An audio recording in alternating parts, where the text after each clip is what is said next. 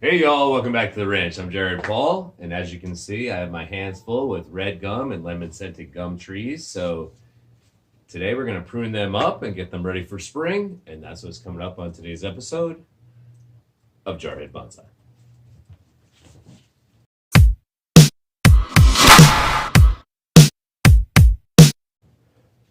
All right, y'all. So if you have grown any type of gum tree, whether it be red gum, lemon scented gum, or any type of eucalypti, you know that they're very finicky and they die off quickly. Out of nowhere, a branch will just die. If you prune it back, you think you're doing the right thing.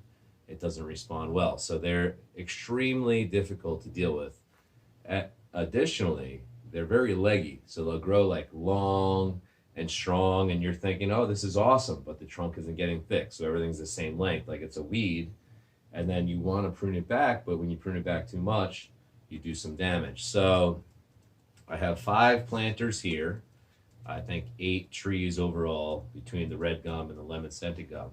But I started with a lot more, and you know, you usually go with the rule of thumb. You grow them, okay, they germinate, they're growing in, it's time to prune them back, you prune them back, and then they will branch and continue on. But with these, I have found they do not want to do that. So I have let them grow for a long time. I haven't gone back on their playlist to see the last time I pruned them or replanted, repotted, but I know it's been a while and it's just time. So my plan is today to prune them back to where I could see like a future bonsai going on and save all of these leaves in a nice ball jar and use this as potpourri for the rest of the room. Because if you have not had lemon scented or red gum tree, the leaves are absolutely insane. This is the essential oil eucalyptus that you find in almost every spa.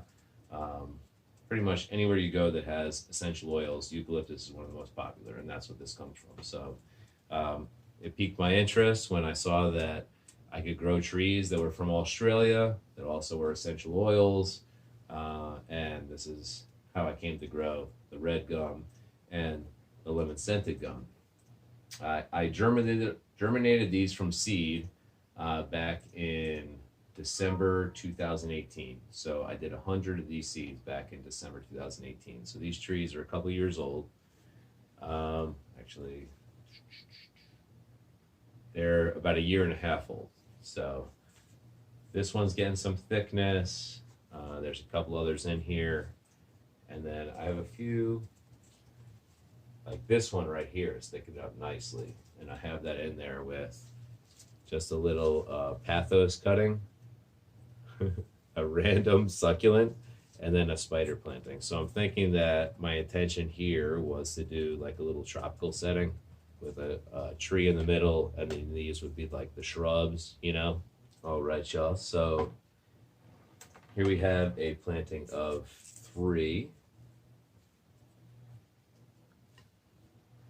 One is growing directly out to the side. That's why it was hard for me to find that. I was like, what? I thought there were 3. Yes, so there's one growing directly out to the side. And then we have this one that splits early.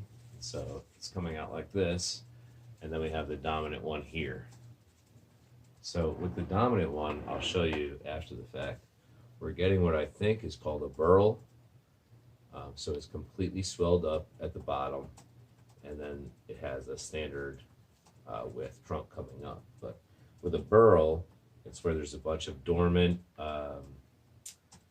identical trees. So if this was to die off, this main leader, then another one would just come out of this burl. So that's what it is. It's like an inactive place where trees grow.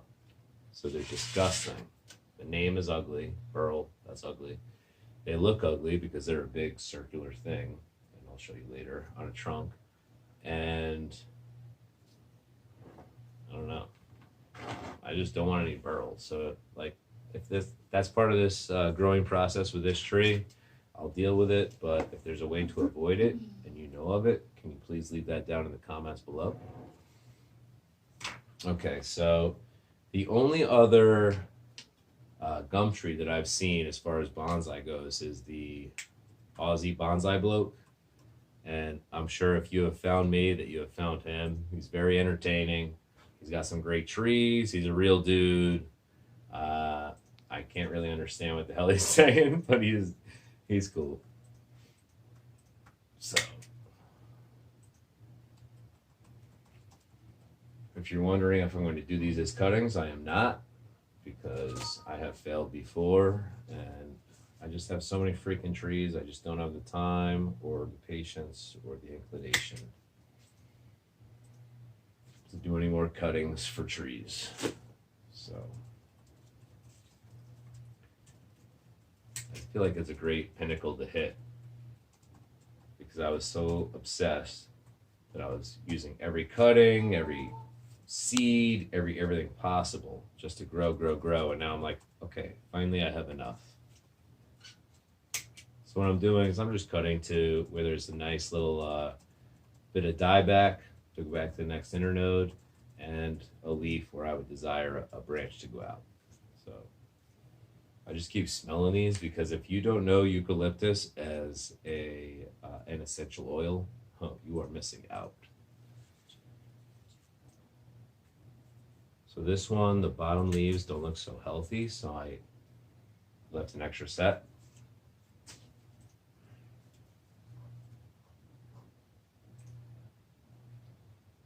Again, outward facing bud.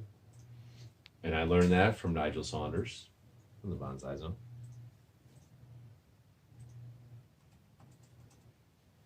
All right, so this.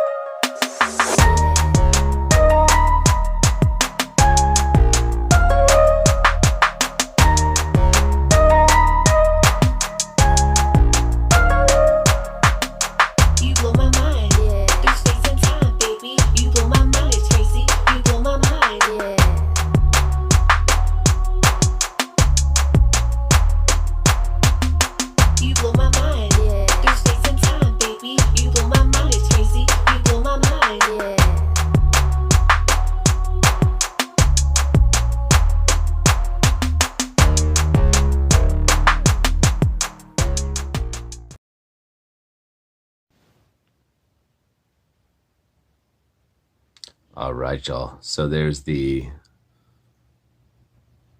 see no evil, hear no evil, speak no evil monkeys, and they're checking out the newly pruned eucalyptus trees. So you see they're pretty gnarly, and there's that burl that I was talking about on that first tree right here.